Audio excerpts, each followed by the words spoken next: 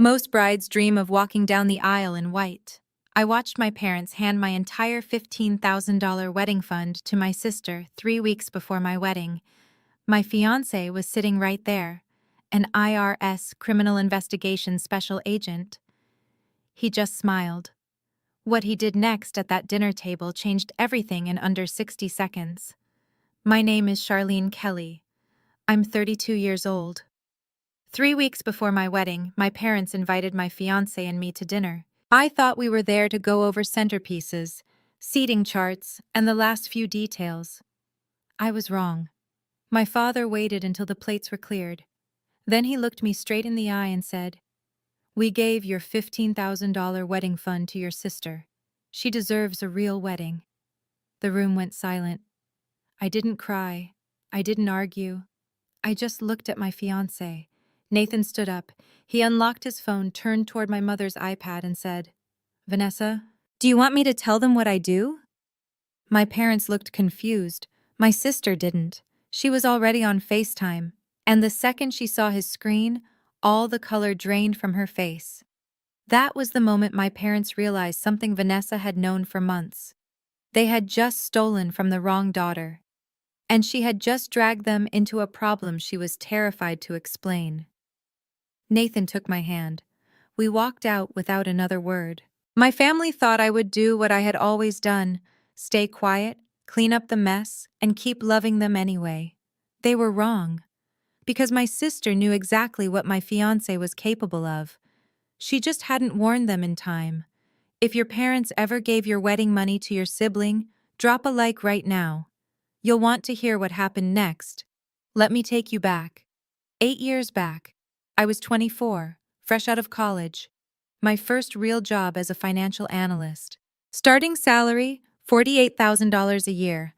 I felt rich. 2 weeks into my first paycheck, my mother called. "Charlene, sweetie, your father's medication costs went up. Could you help us out, just until we get back on our feet?" $450. I sent it that night. The next month, she texted, "Did you send this month's help yet? Your father's prescription is due." I sent it, and the next month, and the month after that, $450. Every single month, 96 months straight. March 2020, my father was in the hospital. Pneumonia. Bad. My mother called at 2 a.m. "Charlene, we need $450. Insurance won't cover everything until next month." I was half asleep. I transferred it anyway. That was the money I'd saved for a new laptop. Mine was 5 years old, dying. I needed it for work. I told myself I'd save again next month. I didn't. November 2022, my mother called. "Sweetie, the car broke down. We need to fix it. Can you help?" $450. "Just this once," she said. But it wasn't once. It was always. June 2024. Vanessa was opening her boutique. "Charlene, Vanessa needs inventory money. Can you send a little extra? Just 900. Family helps family." I sent it. I lived in a $600 a month studio. I ate ramen 3 nights a week. I hadn't bought new clothes in 2 years, but I sent it. Because family helps family. That was the phrase my mother used every time. Like a spell. Let me do the math for you. 450 times 96 equals $43,200. Over 8 years, I sent my parents $43,200. Not loans, gifts. Because that's what my mother taught me. Nathan found out by accident. Thanksgiving 2024. We were at a restaurant. My phone buzzed. Bank alert. "Transfer to Barbara Kelly, $450. Nathan saw the screen. He didn't say anything, but his face changed. Later in the car, he asked, "You send them money every month?" I felt defensive. They need help. How long? I didn't want to answer. A while. How long, Charlene? 8 years. He pulled over, turned to look at me. 8 years, $450 a month. That's... He did the math in his head. $43,000. I'd never added it up before. Hearing it out loud felt like being punched. "Do they ever ask how you're doing?" he said quietly.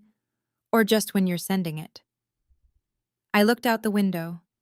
He drove the rest of the way home in silence. That night, he made a spreadsheet. I didn't know until months later. He was already documenting, already seeing what I couldn't. But it wasn't just money. Christmas 2024. That was the year everything started to crack. We were at my parents' house. Vanessa arrived late, she always did, carrying shopping bags from 3 different stores like proof she'd already celebrated herself. My mother made pot roast. We ate. We talked about nothing important. Then came gifts. Vanessa opened hers first. She always went first. A MacBook Pro, space gray, newest model. My mother had tied a red bow around the box. "Oh my God!" Vanessa screamed. Actually screamed. "You guys! This is amazing! I needed this so bad for the business." She took 17 photos, posted them all to Instagram. Caption: "Best parents ever. They know me so well." My mother beamed. Then it was my turn. I opened a small envelope, $50 Amazon gift card. "We know you're practical, sweetie," my mother said. "You can get whatever you need." My mother turned to me. Her smile was different. Softer. Almost pitying. "You're the practical one, Charlene. You don't need flashy things like your sister does." She said it like it was a compliment. Like being practical meant I deserved less. Vanessa hugged the laptop to her chest. "Mom, you know me so well." My mother glowed. "Anything for my baby girl." I smiled, said thank you, put the card in my purse. Nathan was sitting next to me. I felt him go still. He was looking at the laptop, then at my gift card, then at my mother hugging Vanessa. His jaw was tight. Later in the car, he showed me what he'd done. He'd taken a photo. Both gifts side by side. The laptop in its box with the bow. My envelope with the gift card. "Why did you take that?" I asked. He didn't look at me, just kept driving. "Just in case," he said. His voice was cold. Not angry. Something worse. Sad. I looked at the photo. Really looked. $2,100 versus 50. For the daughter who needs flashy things versus the daughter who's practical.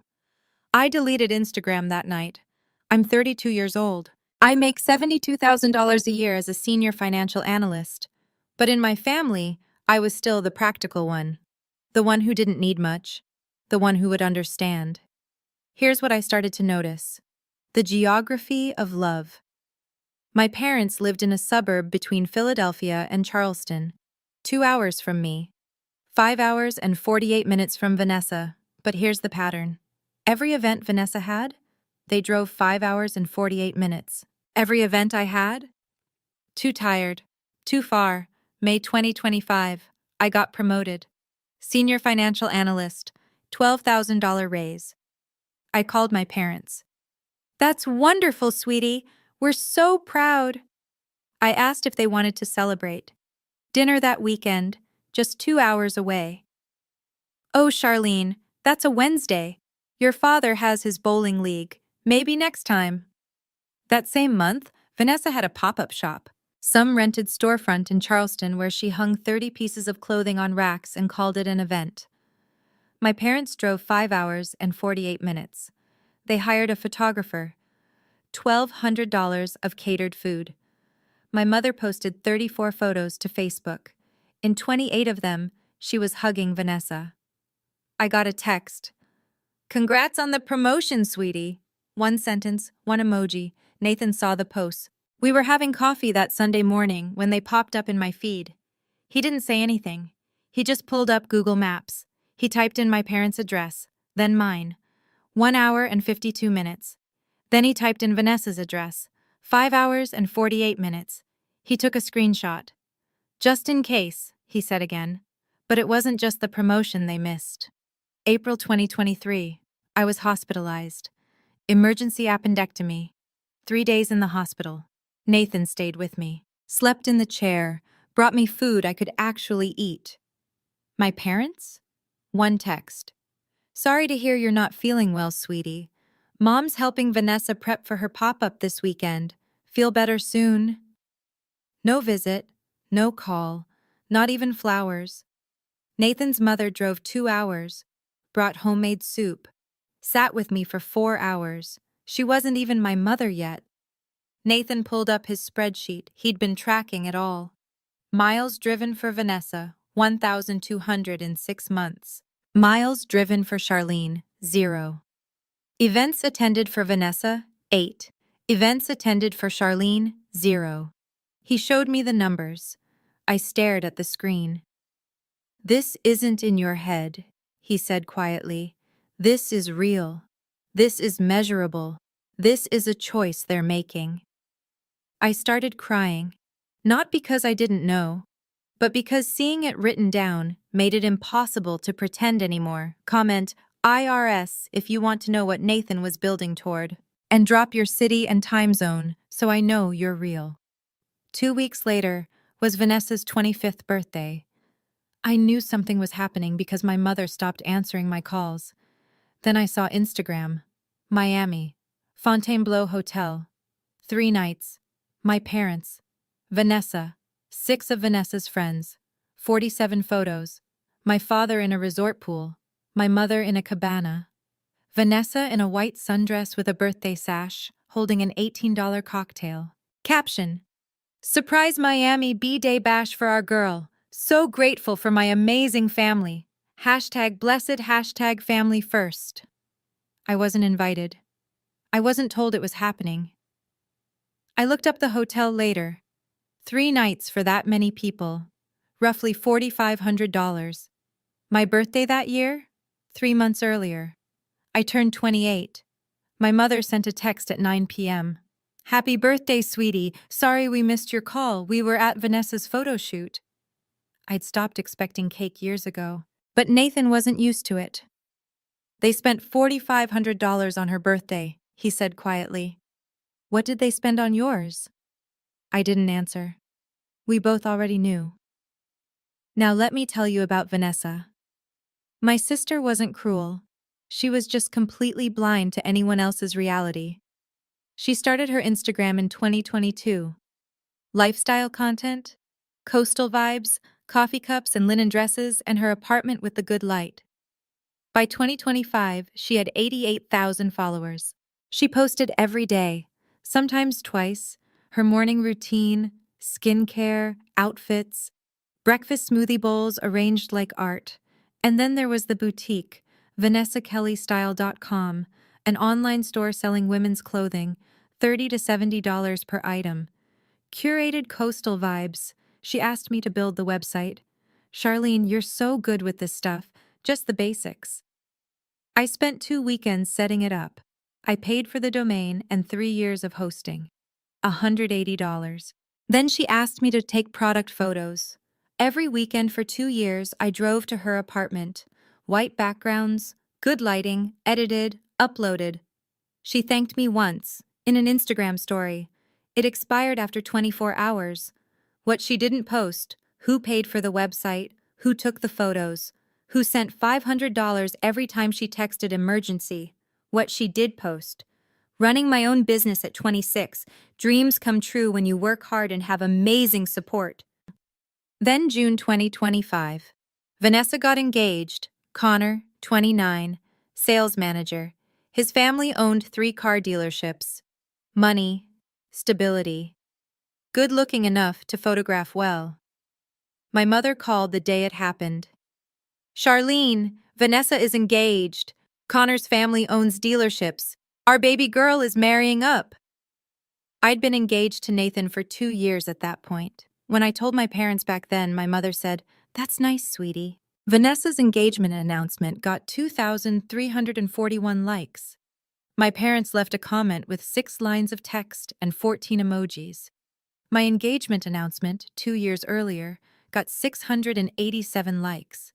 My parents commented, "Congrats," with a single red heart. But the engagement wasn't the problem. The wedding planning was. Late 2024, before Vanessa was even dating Connor. My parents sat me down after Sunday dinner. My father folded his hands on the table. Charlene, we want to talk to you about something important. I thought someone was sick. I felt my chest tighten. We've been saving money, he said, for your wedding. We know you and Nathan are serious. We want to contribute. My mother smiled. $15,000. We've been putting this aside since you graduated college. I couldn't breathe. $15,000. I started crying. Actual tears. Happy ones. You don't have to do this, I said. We want to, my father said. You deserve this. For the first time in years, I felt like I wasn't just the backup plan. I felt like their daughter. I hugged them both. I went home and told Nathan. We started planning. Our wedding budget was $18,000 total. Nathan and I had saved $12,000. My parents' $15,000 meant we could actually do everything we wanted. A photographer, a real one, $1,800. That was my one splurge. I wanted beautiful photos. I wanted to look back and see proof that I'd had one day where I was the priority. I sent my mother the Pinterest board. She hearted 3 pins. I thought she was proud of me. I should have known better. Everything changed when Vanessa got engaged. Suddenly, every phone call with my parents was about Vanessa's wedding. Vanessa's looking at venues. She found this beautiful resort in Charleston. Have you seen it? Vanessa's thinking about a live band. What do you think about live music? Vanessa's dress shopping next weekend. Isn't that exciting? When I tried to talk about my own wedding, the energy shifted. That's nice, sweetie. We'll figure it out. Hey, did I tell you Vanessa's thinking about a chocolate fountain? By July, I stopped bringing it up. My mother called me one afternoon. I was at work. I stepped outside to take it. She was talking to someone in the background, not to me. I heard her voice, muffled, like her hand was over the phone. No, Vanessa needs the resort package. Her followers expect that level of presentation. This is her brand. Charlene's wedding is just family, you know? Small. Vanessa's is different. I stood there on the sidewalk outside my office building. I didn't say anything. She didn't know I'd heard. She came back on the line. Sorry, sweetie. What were you saying? I told her I had to go. That night, Nathan asked if I was okay. I told him what I'd heard. He didn't look surprised, but I saw something in his eyes, something protective, something angry. Say that again, he said. What exactly did she say? I repeated it. My voice shook. Charlene's wedding is just family. Vanessa's is different. Nathan stood up, walked to the window, stood there for a full minute. When he turned around, his face was calm, too calm. I need you to hear something, he said. Your wedding is not just family. Your wedding is your wedding. It matters just as much as anyone else's. I started crying. Not sad crying. Relief crying. Someone finally said it. She didn't mean it like that, I said. Even then I was defending her. Nathan sat down next to me, took my hand. Yes, he said gently. She did. 2 weeks later, Vanessa posted an Instagram story. We booked the venue. A resort on Kiowa Island. Waterfront ceremony, cocktail hour, plated dinner, open bar, 150 guests. I looked up the pricing, $29,000 for the wedding package alone. I pulled up my own budget spreadsheet. I stared at the line that said, parental contribution, $15,000. Vanessa's venue cost $29,000. My entire wedding cost $18,000. I had a very bad feeling. Would you co-sign a loan for a family member after they stole from you? Comment yes or no right now. This matters for what comes next. 3 weeks before my wedding, my parents texted, Can you and Nathan come over Sunday? We want to go over some wedding things with you both. 5 p.m.? I was so relieved. Finally. They wanted to be involved. I brought a printed timeline. Nathan brought a bottle of wine. We thought we were planning. We were walking into an ambush. Dinner was normal. Pot roast, mashed potatoes, green beans, my mother's standard. Vanessa was on FaceTime the entire time. My mother propped the iPad on a chair across from me so Vanessa could join us. Vanessa was quieter than usual. I noticed, but I didn't think much of it. We ate. We talked about the weather, about Nathan's work, surface-level things. My mother served apple pie for dessert, store-bought. She never baked anymore. My father waited until the plates were cleared. Then he folded his hands. He looked at me, and he said it. "Charlene, we need to talk about the wedding fund." I felt relief. Finally. Details. Logistics. I smiled. The 15,000? I already gave the florist the deposit plan based on, "We gave your $15,000 wedding fund to your sister."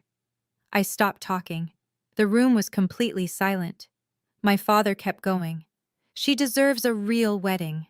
I heard the words, I understood them, but my brain couldn't process what they meant. My mother jumped in. "Vanessa's wedding is at a resort, Charlene. 150 guests. It's a bigger event. It makes sense to prioritize." "You promised me that money 2 years ago," I said. My voice sounded far away. "Your wedding is small," my mother said. "You're doing a backyard thing.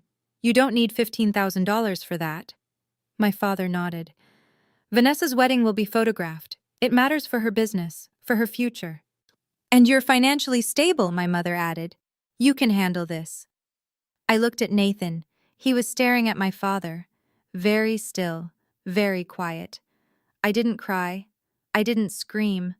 I just sat there. Nathan stood up. He unlocked his phone.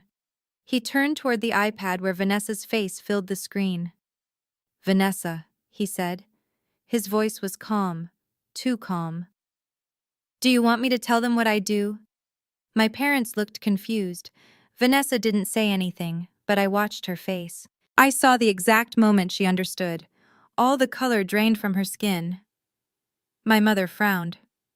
"Nathan, this is family business. We're just trying to—" Nathan tapped his phone. Then he turned the screen toward my parents. On the screen was a document. Official, IRS letterhead. "This," Nathan said, "is a CP 2000 notice. It's what the IRS sends when they find unreported income." My father squinted at the screen. Nathan continued. "I'm an IRS-CI special agent, Criminal Investigation Division. I can't investigate family directly, conflict of interest. But I know what these notices mean, and I know what happens next." He looked at Vanessa. "Your sister received this 2 months ago, for tax year 2023. Underreported income, $76,000. Vanessa tried to speak. Nothing came out. My mother's voice was shrill. "That's private! How did you—" "Vanessa told me," Nathan said simply. 6 months ago. She asked if I could make it go away. I told her no. I told her to hire a tax attorney. She didn't." He put his phone away. "You just gave $15,000 to someone who owes the IRS $38,000 in back taxes and penalties." My father stood. "This is ridiculous." "No," I said. Everyone looked at me. "No," I said again. "I'm done." I picked up my purse. My father tried to grab my arm. "Charlene." I pulled away. Nathan held the door. "Then act like it," he said to my parents. We walked out. We got in the car. Nathan started driving. We didn't speak for 15 minutes. Finally, he broke the silence. "Do you want to cancel the wedding?" "No," I said. "Do you want me to?" "I want to stop sending them money. Starting tonight." He nodded. "Okay." "And I don't want them at the rehearsal dinner." "Okay." I pulled out my phone. I opened my banking app. I went to recurring transfers. Monthly transfer to Barbara Kelly, $450, every first of the month. I canceled it. 8 years, 96 payments. Done. It felt like cutting off a limb. But limbs can be gangrenous. 1 week after the dinner, my mother texted, "We're still coming to the wedding. We're your parents. We'll be there." No apology. No mention of the $15,000, just a declaration. I didn't respond. She texted again the next day. "Charlene?" I replied. "Okay." That was it. One word. Nathan's parents called that same week. His mother, Patricia. Nathan told us what happened. We want to cover the photographer. Please, let us do this. I said no. I'd already adjusted the budget. I downgraded to an $1,100 package instead of $1,800. It was fine. We don't want their money, I told Nathan. Not theirs. Not even as replacement. I want a wedding built on promises people actually kept. October 12th, my wedding day. The ceremony was scheduled for 4 p.m. at a friend's farmhouse. 80 people. Backyard garden ceremony. String lights. Simple. Exactly what I wanted. At 3:47, my phone buzzed. A text from my mother. Running a bit late, start without us. I stared at it. Nathan was getting ready in the house. I showed him the message. He didn't say anything. He just squeezed my hand. 4 o'clock. The music started. Guests took their seats. 4:05. The ceremony began. The front row was reserved for my parents. 2 chairs, empty. I walked down the aisle anyway. Nathan's father walked beside me. He'd offered the week before. If they don't show, he'd said quietly, I'd be honored. I scanned the crowd as I walked, looking for them. I saw them in the back row. They'd arrived at 4:42. Ceremony already in progress. They sat in the last row of chairs. 8 empty seats. They took 2 in the middle. I saw my mother check her phone. Nathan's mother was crying in the front row. My mother was scrolling Instagram in the back. I kept walking. Every step felt heavier. The empty chairs in the front row got bigger, louder. I heard whispers, guests turning to each other. Where are her parents? Nathan's father felt me hesitate. He squeezed my hand, leaned close, whispered, Today, you're our daughter. Walk like you know it. I looked up at him. This man who barely knew me, who showed up, who stayed. His eyes were wet. I kept walking. The ceremony was beautiful. 23 minutes. We said our vows. We kissed. Everyone clapped. Except my parents. They clapped twice, then stopped. During cocktail hour, I didn't see my parents. They stayed on the far side of the lawn. Dinner started at 6:45. They sat at their assigned table. They ate quickly. At 7:30, there were toasts. Nathan's best man. My maid of honor, Jenna. Jenna's speech was short. I've known Charlene since college, and I've watched her spend years trying to earn something she already deserved. Love. Nathan, you saw what some people couldn't. You saw her. So here's to Charlene and Nathan, and to the family we choose. People clapped. Some cried. My parents stared at their plates. At 7:50, my mother approached me. Charlene, we need to head out. It's a long drive and your father is tired. I looked at the schedule on the wall. First dance in 10 minutes. Cake cutting at 8:30. You're leaving? I said. We really should go, but it was a lovely ceremony. Congratulations! She hugged me. It was stiff, awkward. My father shook Nathan's hand. Congratulations, Charlene. They left. I watched their car pull away. Jenna came up beside me, put her arm around me. You okay? I nodded. They just left, she said. Before the first dance, before cake. They just left. I know. The next day, my mother texted an explanation. We were so tired from Vanessa's dress fitting yesterday. It ran so late. We're not as young as we used to be. But we're so happy for you. I didn't respond. At 8:12, Nathan's father took my hand. May I have this dance? It was supposed to be the father-daughter dance. The DJ had queued up In My Life by the Beatles. I looked at him. This man I'd known for 2 years, who'd walked me down the aisle, who'd paid for the rehearsal dinner without being asked, who stayed for every minute. I'd be honored, I said. We danced. Nathan's mother took a photo. She had it framed and gave it to me at Christmas. I cried during that dance. He cried too. I'm so glad my son found you, he said. You're exactly the daughter we always wanted. I broke, sobbed on his shoulder while we danced. Because that's what I'd been waiting 32 years to hear. And it came from a man who'd known me for 2 years, not the man who raised me. I keep that photo on my desk, not my wedding photo with Nathan. This one. Because this is the moment I became someone's daughter. After the wedding, Nathan and I went to Vermont for a long weekend. Nothing fancy, just a cabin and quiet. When we got back, I wrote an email. Subject: moving forward. Mom and Dad, Nathan and I are focusing on building our life together now. I need to prioritize my own family and our future. I won't be able to continue the monthly support going forward. I wish you both well, Charlene. I sent it at 9:17 p.m. on November 4th. That same night, I went into my bank settings. I double-checked. The recurring transfer was canceled.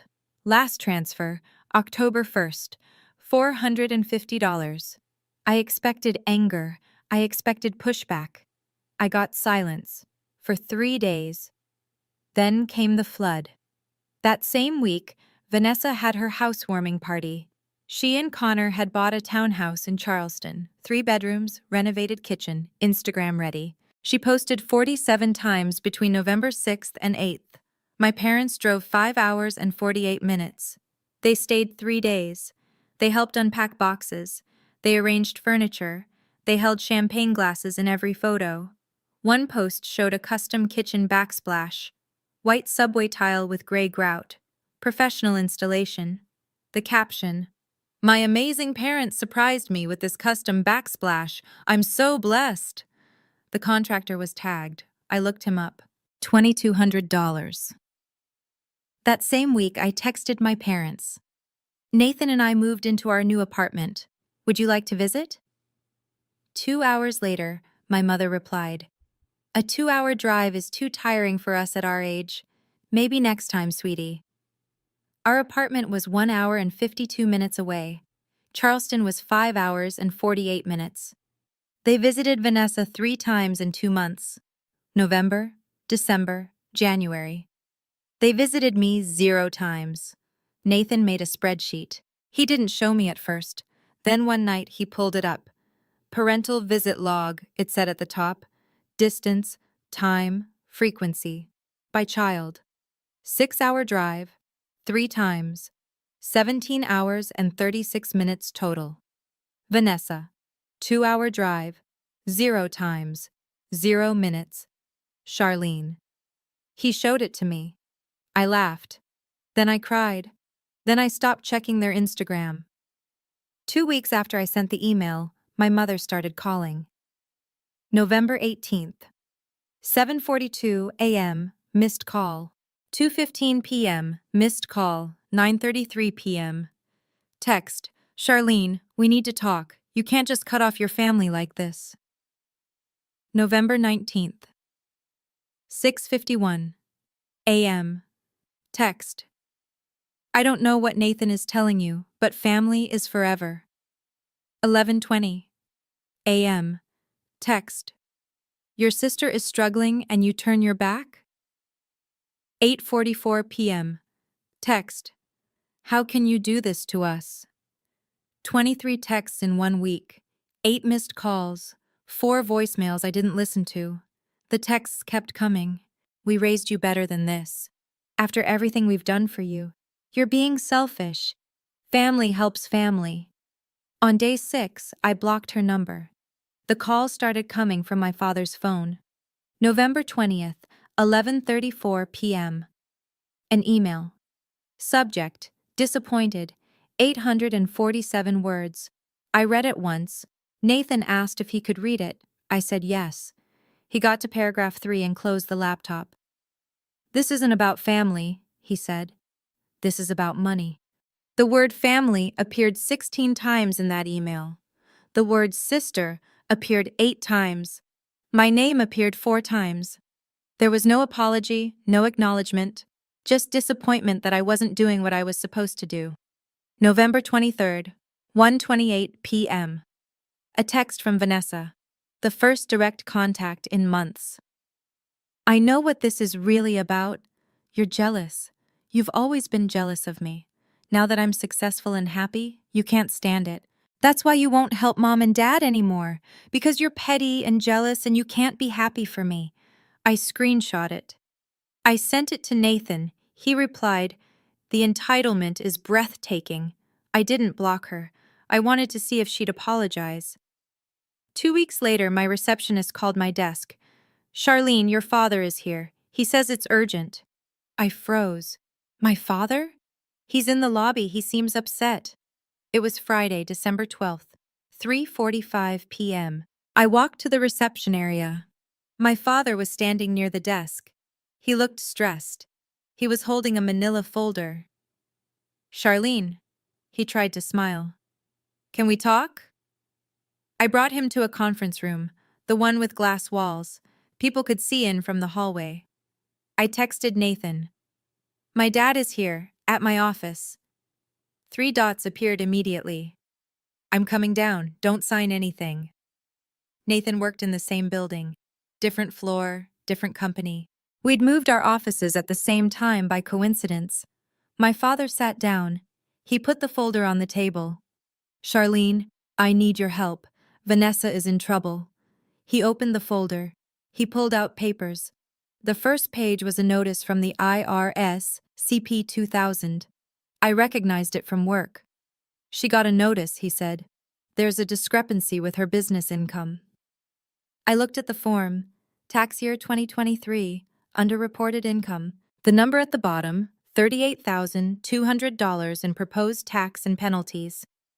He pulled out a second document, a loan application.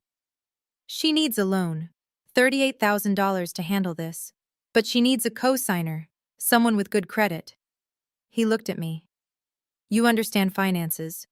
You're good with this stuff. Just co-sign. She'll make the payments. You won't have to pay anything. We just need your signature." He slid the papers toward me. I stared at them. I didn't touch them. "You're asking me to co-sign a loan for $38,000. For your sister," he said. "She made a mistake. It's not that big of a deal. She just needs help fixing it." There was no apology, no mention of the wedding fund, no acknowledgement of anything. The door opened. Nathan walked in. "Mr. Kelly," he said. My father looked startled. "Nathan, this is family business." Nathan closed the door. He picked up the CP 2000 notice. He read it. 15 seconds. He put it down. "I work criminal tax investigations," he said. My father went pale. "This is just a small mistake," my father said quickly. "Bookkeeping error. Vanessa didn't mean to—" Nathan pointed to the notice. "This is not a small bookkeeping mistake. This is $76,000 in unreported income. For one tax year. That's not an error. That's a pattern." He picked up the loan application. "Mr. Kelly, I can't give you legal advice. But I can tell you this. If Charlene co-signs this loan, she is legally responsible for that debt. If Vanessa defaults, and given this situation that's likely, that debt becomes Charlene's. If she defaults, that debt becomes yours too." He put the paper down. "This isn't about helping family with an unexpected bill. This is about covering suspected tax fraud. She is not co-signing debt tied to suspected fraud. You need a tax attorney and a CPA, not Charlene's credit." My father stood up. His voice got louder. "This is her sister! Family helps family!" Nathan stayed calm. "You took her wedding money. You didn't come to her wedding. Now you want her to risk her financial future for someone who called her jealous 2 weeks ago?" I stood up. I looked at my father. "No." He started to speak. I cut him off. "No, I'm not signing anything." I picked up my purse. "You took my $15,000 wedding fund and gave it to her. You said she deserved a real wedding and I didn't. You showed up 40 minutes late to my ceremony. You left before the first dance. You drove 6 hours to her housewarming party. You won't drive 2 hours to my apartment." My voice was steady, cold. "And now you want me to risk my credit, my future, to cover her tax fraud?" I opened the door. "I'm done." My father tried to grab my arm. "Charlene, please." I pulled away. I spent 8 years funding your family first fantasy. I kept every receipt, every transfer, every text, every time you chose her over me. I looked him in the eye. I'm not the backup plan anymore. I'm not the bank. I'm done. I walked out. My father tried to follow. Nathan stayed in the room. I heard him say, "Mr. Kelly, you should leave. Now." I went to my office. I closed the door. The receptionist, Amy, knocked 5 minutes later. "Are you okay?" "I'm fine," I said. She hesitated. "I saw some of that through the glass. I'm really sorry." "Thank you," I said. After she left, I went back to the conference room. The folder was still on the table. I took it to the document shredder in the copy room. I fed every page through. I watched them turn into strips. Then I went home. The next 3 days, my phone exploded. Missed calls, 34 in 3 days.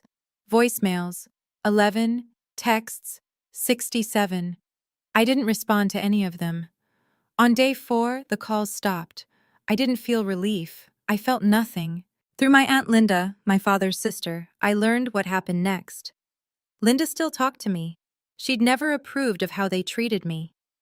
"Your sister hired a tax attorney," she texted. "It's costing your parents everything they have left.